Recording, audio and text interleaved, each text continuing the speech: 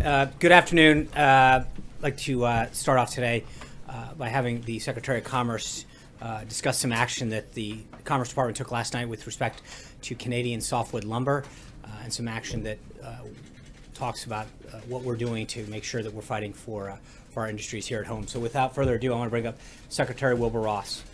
Thank you, Sean.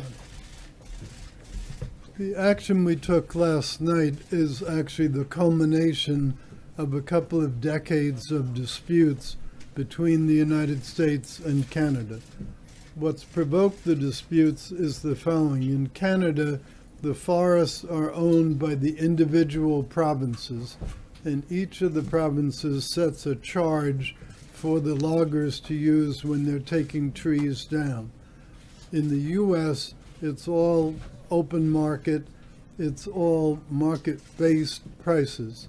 So the provinces subsidize the cutting down of lumber, this technical term being stumpage, and then that lets them charge a subsidized low price when the product hits the U.S. border.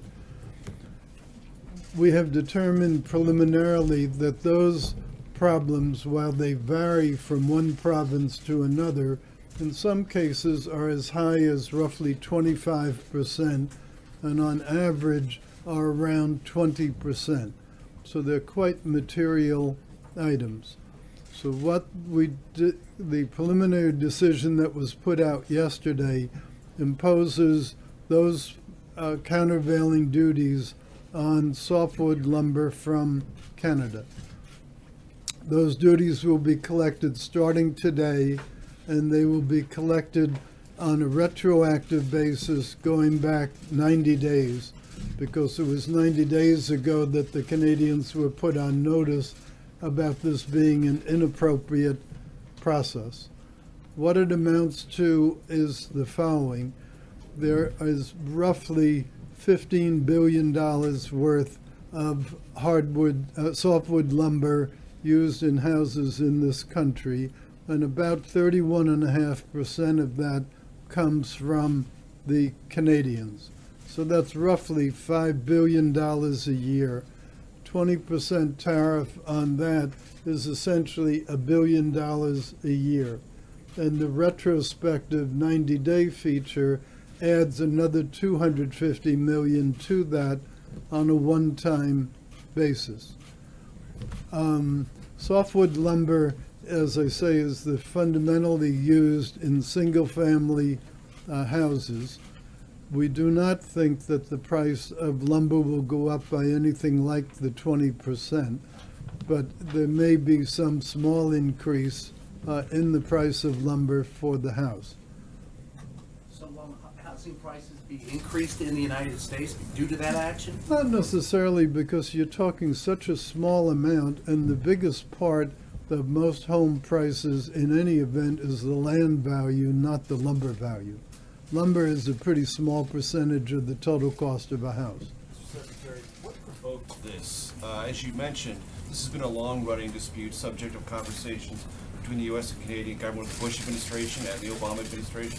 Is this part of the milk dispute, and is this a lever or a bargaining chip with the Canadian government over that dispute that's going on as well? This investigation had been underway before anything came up about milk. And on a statutory basis, the last day we could have released the findings would have been today. So the only thing that we did do was accelerate it one day. But it's not related at all to the milk dispute. Do you see it as factoring in the Canadian judgments about how to respond or how to resolve some of these other trade disputes? Well, everything relates to everything else when you're trying to negotiate, so I can't say there's no impact. But what we had tried to do was to clear the air and get this dispute out of the way before the big NAFTA talks went on. That was not possible to achieve, and that's why we went ahead and released the findings. The Canadian government is an extremely close ally and neighbor. Are you comfortable with how this has worked out in terms of what it means for the overall relationship between our two countries?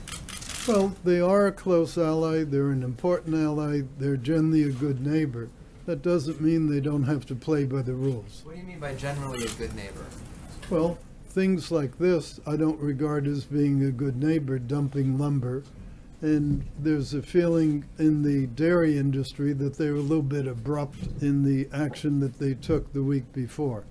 Secretary Ross, the Canadian government says that those are unfair tariffs, and each time the case was brought to an international court, Canada won its case.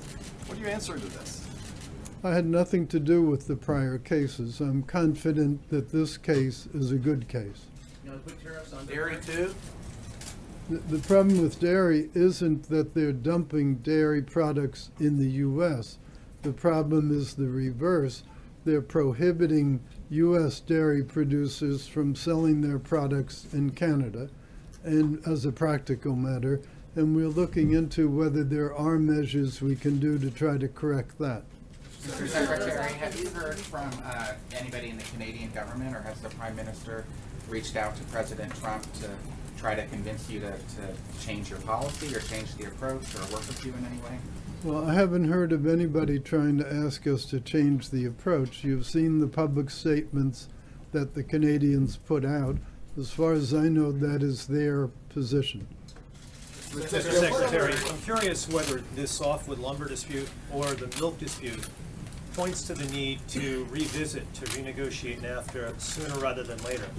Well, I think it does, because think about it, if NAFTA were functioning properly, you wouldn't be having these kinds of very prickly, very unfortunate developments back to back. So in that sense, it shows that NAFTA has not worked as well as it should. But milk's not covered by that. The milk's not covered by it. This particular milk dispute's not covered by that. That's one of the problems. Mr. Secretary, why not, in other words, why Yeah. not try to resolve this in a not-so-public fashion? You're coming out into the briefing room, you're obviously trying to flex the muscles of this administration. What would you say to the layman out there who says, you know, why is President Trump messing with the Canadians now? It's not a question of President Trump messing with the Canadians. We believe the Canadians violated legitimate practice, and to the degree we're correct in that, it should be corrected, just like steel dumping from China or any other trade infraction. You're trying to make a point, publicly. We make it publicly all the time. It's just that there has been so much general public interest engendered by the two things, the dairy and the lumber, that we felt it was good to clarify. During the presidential campaign, people following then candidate Trump would have assumed his singular focus would be on Mexico in terms of trade. All of a sudden now we're hearing all these items related to Canada. Can you tell us why the focus seems to have shifted up north? Well, we had no way to know that the Canadian dairy people would take the action that they did, nor did we have any way to know that the lumber dispute wouldn't have been resolved by negotiation. We tried, it didn't work, and so we went ahead with the statutory proceeding. Is the administration contemplating additional trade action against Canada? I'm sorry. Sorry, is the administration contemplating additional trade actions against Canada at this point? As far as I know, there's nothing immediate contemplated. Secretary Ross, when I talk to trade experts about this, they say the substance of what you did is very routine. Like, this has been done before, these preliminary countervailing duties, but they said what was really irregular was the way that you communicated it. Is this something that you're trying to sort of do as a bit of a PR thing to put NAFTA on notice? How should we read your very aggressive statement? Well, it's not routine. It's not routine in that $1 billion of countervailing duties does not happen every single day. This is a quite large. In the early 2000s, it's happened before. It's not unprecedented. Well, we made the release the way that we made the release. Why did you make it that way? It seemed appropriate under the circumstances. Yes. Mr. Secretary, thank you, sir. Sir, India and America both were, America was the largest trading partner of India, or India was the largest trading partner under Prime Minister Modi. And now we have a new administration with a new thinking and a business administration. Same thing in India, Prime Minister Modi has the same thinking. So what is the future of the trade between US and India, sir? Well, U.S. does not have a free trade agreement with India at this point. So the trade relations between U.S. and India are governed by the WTO rules. There's nothing in the actions we've taken that changes that. Mr. Secretary, following up on what Jim said, though, if housing prices do increase due to this, what do you tell the average consumer in the United States if their prices are going up? They didn't bargain for that.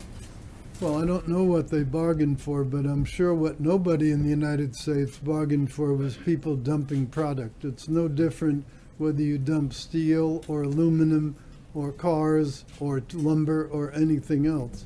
Nobody has. There's a use of term countervailing duty and anti-dumping interchangeably. They're two different things. Which is it, dumping or This is countervailing duties? countervailing duties. Mr. Secretary, do you have a specific timeline for when the president is going to announce his intention to renegotiate NAFTA? And could this move actually complicate his efforts to get a good deal? Well, we put the Congress on notice quite a few weeks ago of our intention to renegotiate NAFTA. What's been stalled is getting the Trade Promotion Authority, the so-called Fast Track Authority, approved by the Congress. Now, with Bob Lighthizer having been confirmed out of the committee today and hopefully coming to the Senate for a full vote very shortly, that should cure one of the objections that some of the senators had. Namely, they were concerned about formally reopening NAFTA in the absence of the U.S. trade rep being confirmed. Now, the catch-22 to that was they were also slow-walking the confirmation, so it was a little bit of a circular thing. But in any event, that appears to be in the process of being corrected. But could this move complicate your efforts to get a good deal? Everything affects everything else, but this trade issue over lumber, as has been pointed out, is not a brand new issue. It's been around for quite a while. Mr. Secretary, the next upcoming meeting of the G7 is about a month away, and the U.S. is in the middle of negotiations with, or talks with China about how to address North Korea. Are you comfortable that the North Korea calculus has not hamstrung your ability to be as direct with China on matters like this? And is the action with Canada meant also to signal to our other Western economic allies and partners that if they mess with the U.S., they could face something like this? Well, as to Canada, as you know, at the Mar-a-Lago meetings, we agreed on a kind of 100-day program, and we're going back and forth with the Chinese over that 100-day program. So we shall see what comes from that. As to the action with lumber, or for that matter with dairy with Canada, it really has no bearing on the Chinese relationship at all. Thank you. It seems to me that the object of the 25% tariff on soft lumber coming out of Canada is not to raise wood prices, it's to save and create American forestry jobs and loggers who are losing their jobs right now as a result of the dumping. Has the administration done a study? Do you know how many American jobs are going to be saved by this tariff? Well, it's quite a lot of board feet of lumber. Lumber sells for about 38 cents per foot. So if you take all these large amounts, there are about 47 billion board feet of lumber consumed in the U.S. market in a given year. And part of the reason I don't see that there'd be a huge price differential coming in is this only affects 31.5% of that output. The competition among the American producers remains the same.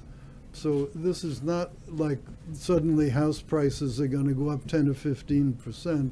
That's silly. But how many jobs will be created? Pardon me? How many new jobs will be created or jobs will be saved as a result of stopping the dumping? Well, That's the nature of my I don't question. have an exact total, but I can tell you it's in quite a few states along the northern perimeter, going all the way down into Louisiana. So this affects quite a number of people and quite a number of businesses. Mr. Secretary, you're getting bipartisan support, at the very least, for your actions on softwood lumber. I expect that there'll be bipartisan support on whatever action you take on behalf of the dairy industry as well. I mean, you appear to be laying the groundwork here for your notification to Congress that you'd like to renegotiate NAFTA. Are we correct in reading it that way, that you're kind of paving the pathway here, or at least greasing the skids?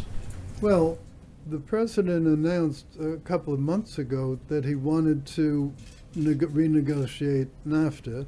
And as I say, it's been stalled in the Congress because to do it effectively, you really need to use the Trade Promotion Authority. I think you're aware of the benefit that gives, which is when it comes to the floor for vote, it's an up or down vote. They can't amend the deal.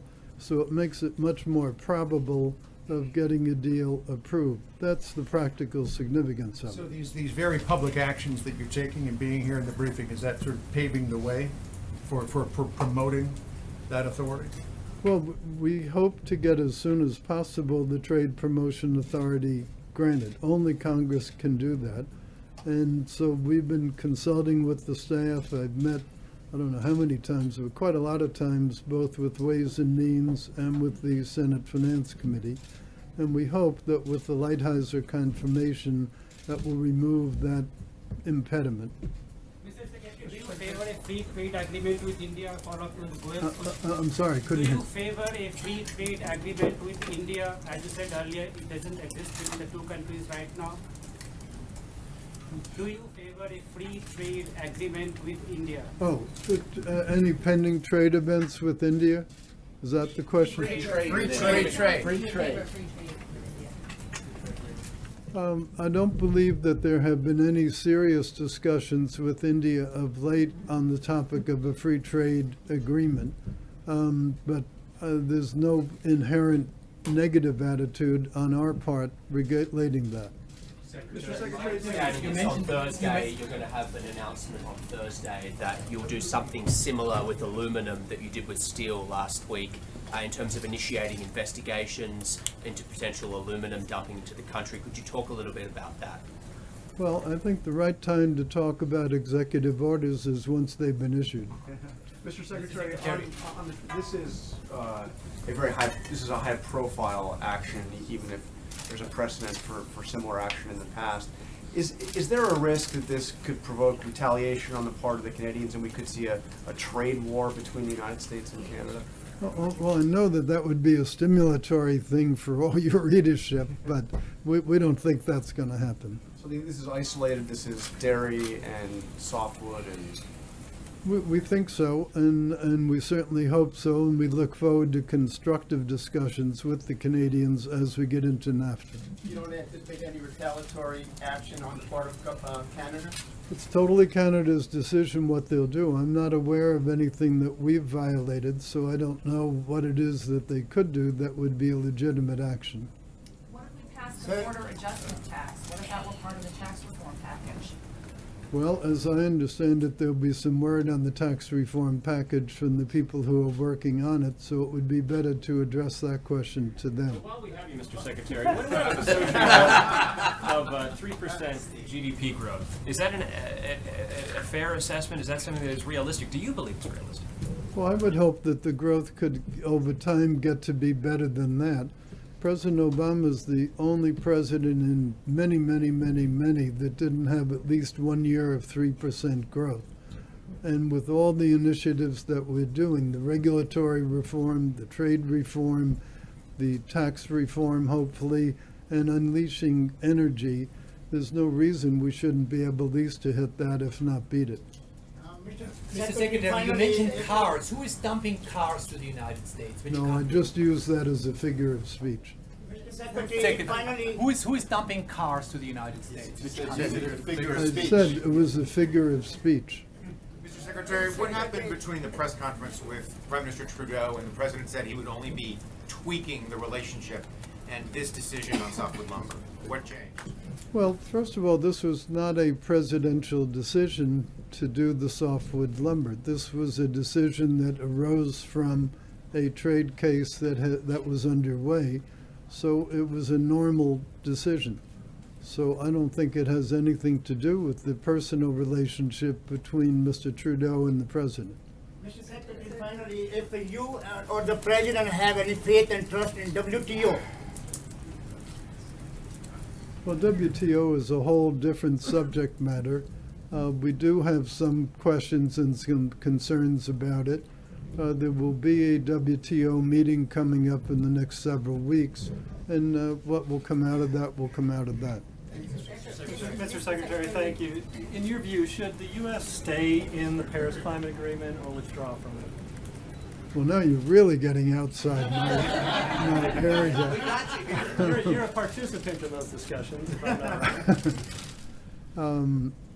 right. It's really outside my area. I'm having enough difficulty dealing with the trade issues rather than poaching on other people's territory. Yes, ma'am. Are you concerned about the renegotiations of FTA with South Korea? Well, the 5th anniversary of the South Korean arrangement, the so-called chorus, comes up, I believe, on May 4th or May 5th, something like that. So that would be a logical time to think through whether there was something to be done or not. Do you think softwood lumber might get Michael Flynn's name off the front pages? Is Michael Flynn now a trade issue? I wasn't aware that he Thank you, Mr. Secretary. Secretary, here's one more way out of the box for you. Oh, well, thank you for if in that. fact the next president is elected as Marine Le Pen in France, who is not at all for the continuing the EU, how would that affect the relationship with France and the EU?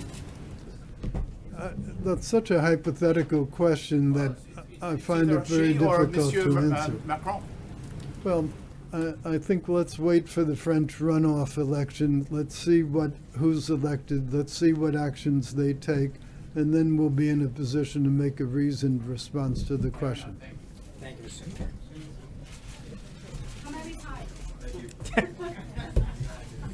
You're always welcome. Come anytime. That doesn't make me feel too good.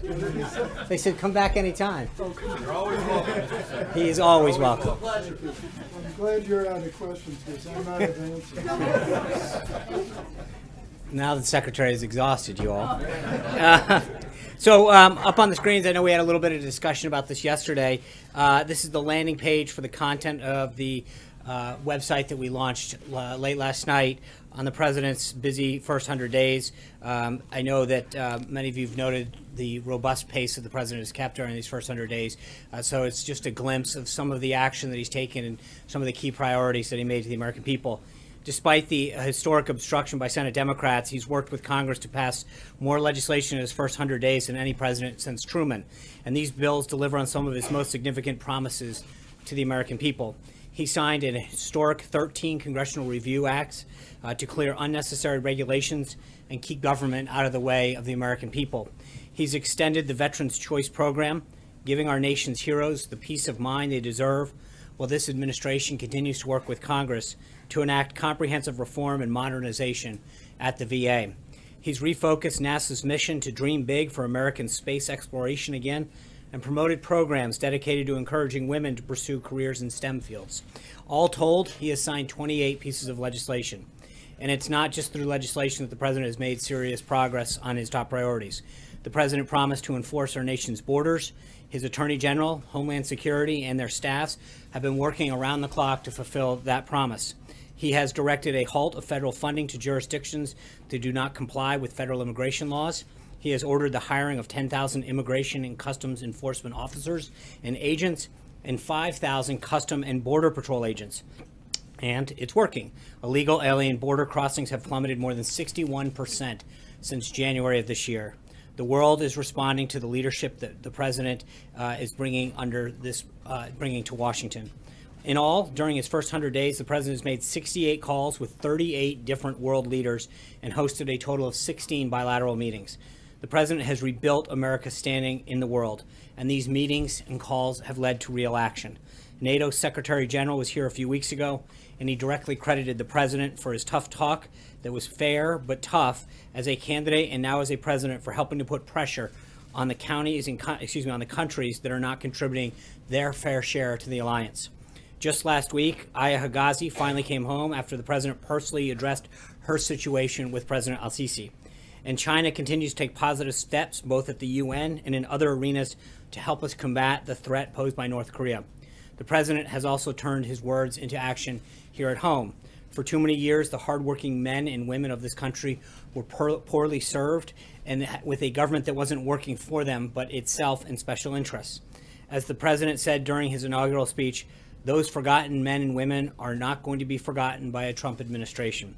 From the moment he took office, the president has been taking action and putting America back to work by putting the people back into the government, unleashing the American economy by slashing overly burdensome and unnecessary federal regulations, welcoming union representatives, top business leaders, and small business owners into the White House to personally hear directly from them about the policies that prevent them from creating and maintaining well-paying jobs.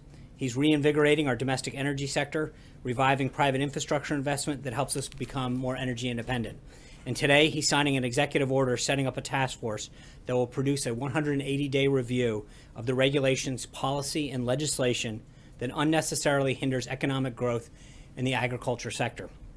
That task force will be led by our newly sworn-in Secretary of Agriculture, former Governor Sonny Perdue. Secretary Perdue, who was sworn in earlier this morning, along with many other cabinet members, will be traveling outside Washington this entire week to share these tremendous achievements with the American people.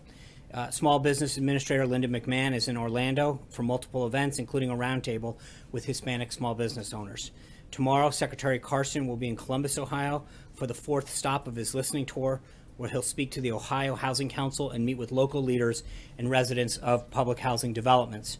And Secretary Perdue is getting right to work, traveling to Kansas City, Missouri, Thursday and Friday to visit agricultural facilities and meet with Governor Greitens.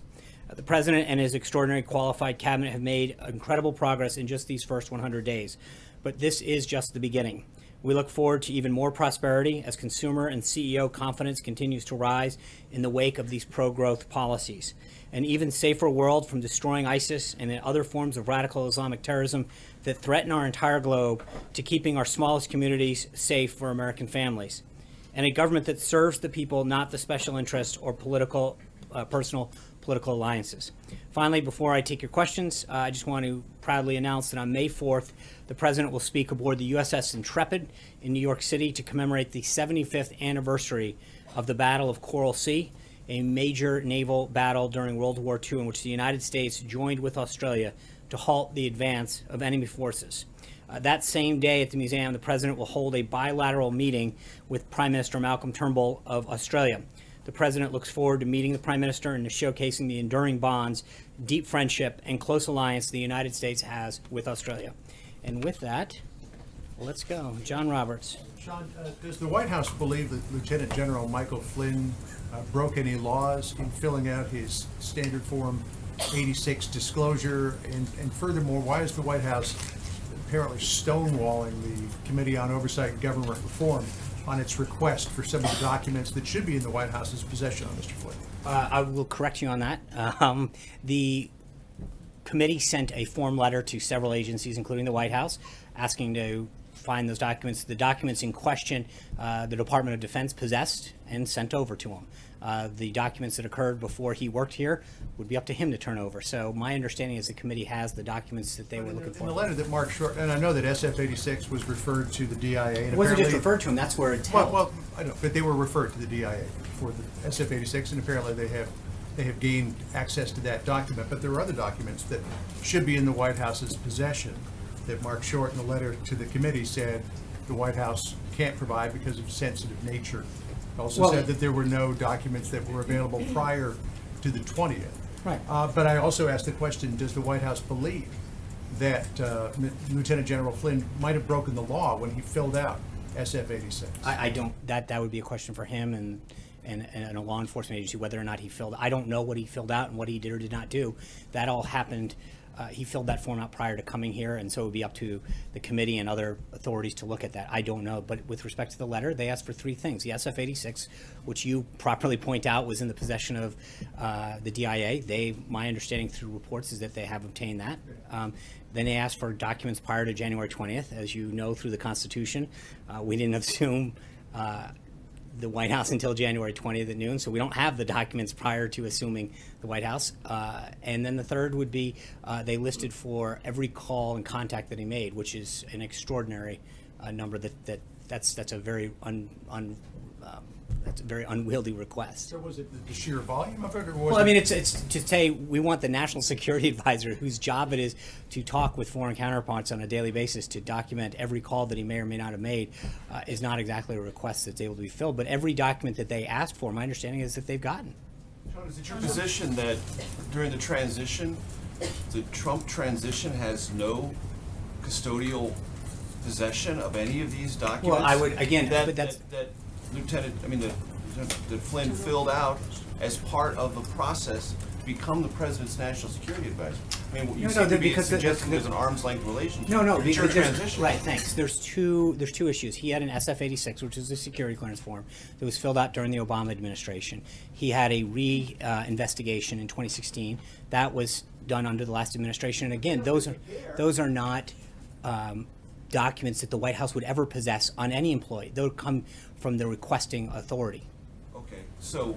And so in that case, again, remember, they sent out a form letter to, I think, 5 or 6 agencies requesting the same documents.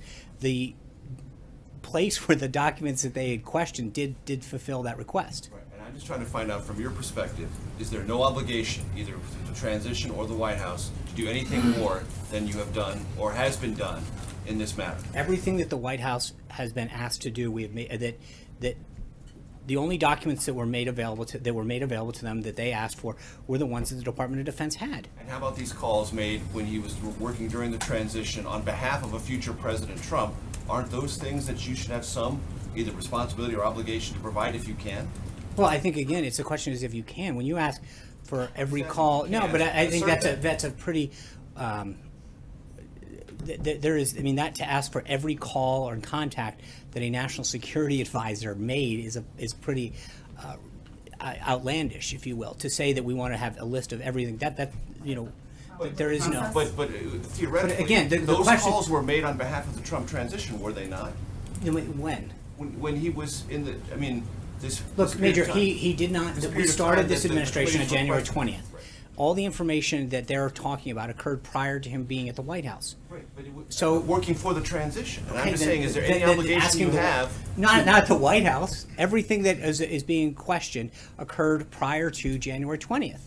But you actually were the delivery of those documents? But you're acting as if you had no custodial or Right, ethical the responsibility of your own transition. That's all I'm trying to No, get at. and I guess the question is that what He was not making calls as a private citizen. He was making it as a future national security advisor. I understand that, and right now to ask the White House to produce documents that were not in the possession of the White House is ridiculous.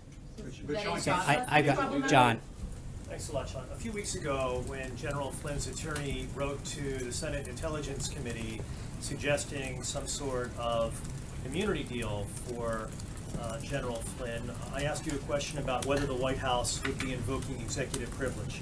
And your response at that time was no, we have no problem with General Flynn testifying. He's free to do so. We won't be invoking any type of privilege. Does that also apply to any documents that the White House may have relating to General Flynn, his service, his short service as the National Security Advisor to the President, and the time in which he served in the transition period as an advisor to the President-elect? I think, look, when you ask, I know that when Chaffetz was asked that whether or not what he is looking into had anything to do with the White House, my understanding is he was very clear that that had to do with his time prior to that. So talking about what his role is at the White House seems not germane to any of the questions that are being asked. What about prior to his service at the White House? Well, that, again, would have to go to General Flynn. There's nothing that is being asked for with respect to his service here at the White House. The documents that Major was referring to rest within the Department of Defense. My understanding is that they were provided. And the overall issue of privilege, would you be invoking We're not. privilege? I'm not at this time to answer that question. I don't know the answer. There's nothing that would that I'm responding to on that particular matter. Trey. Sean, generally speaking, within the Trump administration, how important is it to the president that everyone working for this administration is honest on their security clearance forms? Very. And so, and if they don't, then they're going to be, investigated. I mean, but you assume, I mean, look, everybody fills out forms all the time. All of us, at some point, we sign our name and swear under oath that everything that's done there. So I think each and every one of us, in different ways, signs our names and agrees to abide by the information that we provide. Just following up, do you know if the president is aware of the comments that were made by the House Oversight Chairman today? And does he agree at all with the assertion that it seems as though General Flynn was not in compliance with the law? I'm not. And again, that would be a matter for them to look into, not for us. Caitlin? Does the White House consider Mike Flynn's payment from Russia today to be a payment from a foreign government? I don't know. That was, again, all of that occurred prior to his service. Your White House, does this White House consider a payment from Russia today to be a payment from a foreign government? I understand. What I'm saying is everything that he did was prior to coming to this White House. So for us to determine someone else's thing as a consultant. Today, do you consider that to be a payment from a foreign government? I'm sorry, if what? If someone took money from Russia today. If they were an employee of the White House, absolutely. But I mean, again, I don't know the exact circumstances. Everything that is being discussed occurred prior to his employment at the White House, occurred as a consultant. And so whatever he did, as long as he did it in compliance with the law, as every one of us as a citizen has the right to do, that's up to an individual to do and then comply with the law. To follow up on that, why wasn't he more closely vetted during the transition period? Well, again, you fill out forms, and I feel like the White House and the Trump transition team should have known about this before they were having him come to the White House. Well, again, you fill out the forms, you do an investigation, you do a background check. Every employee gets that background check done, and they have a security clearance, and they fill it out, and that's how everyone operates under the same guise. I have two questions, but I want to follow up on that. So you're saying that it's a problem with the process of vetting, the vetting process, and not No, I'm just saying that. I'm not that saying it's a process with the vetting. I'm saying that every single person who comes to work in here at a certain level is required to fill out the same form, an SF-86, and that background check is adjudicated. You rely on that person when they sign their name, and then investigators to pick it up. But there's always going to be in the case of people who had a prior clearance, that between the time that they filled it out and had it adjudicated, they could have engaged in something, and whether or not they updated that or not is always the onus is on the individual. I do want to ask you really quickly about the wall. Yesterday, President Trump reportedly said that he's going to delay pushing the wall through. Yeah, he did on the not. Hill. And so can you just clarify what the status of that is? Is it Yeah. happening when? Thank you. The president made it very clear, I think he tweeted about this earlier, his priorities have not changed. There will be a wall built. It's important to prevent human trafficking, gangs like MS-13 from coming into the country, the flow of illegal drugs, illegal immigration. There is a national and economic safety issue by having a wall that ensures our country's safety. And there's plenty of planning that can be done in FY17. We're going to continue. Our priorities are clear going into FY17, the remainder of budgeting for that, and we'll continue to ask for more in FY18. So it's delayed for now. No, I until didn't. No. it's- I never. No one said delayed. No. There's a No. There's two budget processes. Right now, we're going to end FY17 this week. We hope to continue to get funding in that, as the president laid out, for both border security and homeland security and national defense, as we've always maintained. And then when we come to FY18, that starts at the end of or beginning of October, the end of September, in that next budget, we'll go for the next group of money. So But you expect partial funding? I think around? we're going to we've made our priorities very clear as we continue to negotiate, and I think nothing has changed on the president's priorities. Sure. One more. The president has threatened to withhold cost-sharing payments from insurance companies. So is that still the case?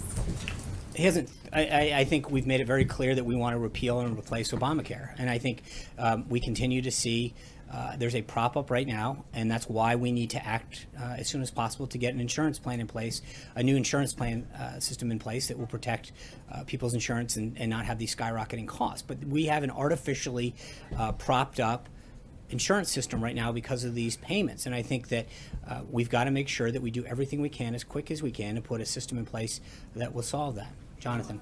So just to follow up on the two big topics, the wall and on Flynn. First, on the wall, just want to be clear. So is the president no longer insisting that there is money for the wall in this current appropriations bill? The president's priorities are clear for FY17. There's a lot of things that we can do in the remaining months up until the end of September for planning and making sure that we get everything that we need, funding that we need for that aspect of things. And then as we go into FY18, we'll continue to ask for more. I don't think anything's changed. So the president is not insisting that he has money for actual construction of the wall? Look, I'm not gonna get, we're still in discussions with the House and Senate leadership, but I think the president's been very clear that he wants a wall. He wants it done as soon as we can do it. There are things that we need to do to protect our country, like human trafficking, the flow of illegal drugs and gangs, that are gonna make sure that while we've achieved a significant drop in illegal alien border crossing, down 61% since January, that this is something that's in our country's long-term national security interest. The actual construction can wait until the fall? No, it's not a question of wait until the fall. I think there's a lot of things that have to happen. It's like any construction. Before you can start construction. Well, you've got to start doing some planning and things, and so we will take the first steps now, and then we will continue to seek funding through the FY18 and further budget to make sure that the actual, it is completed. And on Michael Flynn, does the president feel that he was misled by General Flynn? I think the president made a decision a while ago because General Flynn was not straight with the vice president at the time and let him go. I think he stands by that decision, and it's up to others to review all this information that's coming out. But does he now feel that he also wasn't straight with him? I don't know. During A lot of the transition? facts are still coming out, Jonathan. So I know the president made a decision a couple months ago. It was the right decision, and we've moved on, and we've continued to stay focused on. At the time he made that decision, he said that Flynn was the victim of a media witch hunt, and said he was a good man that had been a victim of Right. this So witch hunt. let's Does he still feel I that, think or all the is that- facts are still coming out on that. Let's see where they come. I think he made a decision a few months ago. He stands by that decision. John. Thank you, Sean. Two questions. Last night, the president said, and some have reported it, some pretty sensational charges about the Iran treaty. We know he's called it the worst agreement in history and the worst he ever saw himself. But he also said that at the time of the treaty, the government in Iran was on the verge of collapsing. And that is something I don't believe that has ever been reported before. He also said that the unfrozen assets, the billions, they're not used to fund terrorists, but they were in Swiss bank accounts. Is this based on intelligence reports he's received or other information? I'm not going to get into what the president knows, but there's a reason that we are undergoing an interagency process right now to look at the deal. Yeah, Jessica. I had a second question. Oh, I'm sure. Okay. On General Flynn, anyone who is at his level and some levels below undergoes an investigation by the FBI with a final report. Was the president ever given a final security report by the FBI on General Flynn? I don't know how. He was the head of DI of the Department of the Defense Intelligence Agency. He had an existing clearance. Jessica. So on North Korea, Sean, if you could just talk a little bit more about the overall efforts that the administration is making. We note the United Nations meetings yesterday. Now you've got an up-and-coming meeting with Congress. Are you, as an administration, trying to get a coalition together to build a stronger diplomatic case around actions against Pyongyang? Yeah, well, I think you saw Ambassador Haley yesterday in the discussion that the other ambassadors who visited the White House engaged in a very robust discussion with respect to North Korea, both as a group and then with the president. So obviously, the more that we can solve this diplomatically and continue to apply pressure on China and other countries to use the political and economic tools that they have to achieve a goal in stabilization in the region, but also to tamp down the threat that North Korea faces, I think that is something that we all share. How would you characterize the administration's overall strategy on the DPRK?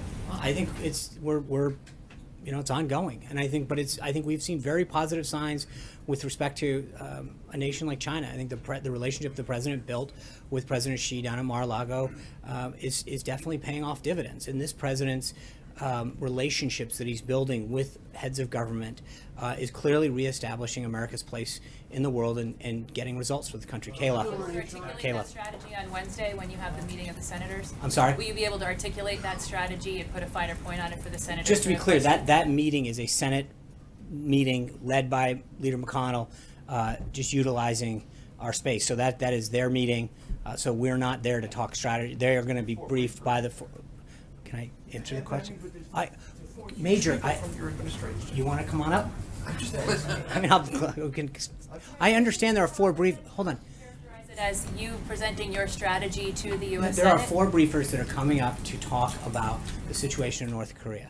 They will be briefed by, this is a Senate-led meeting that they are getting.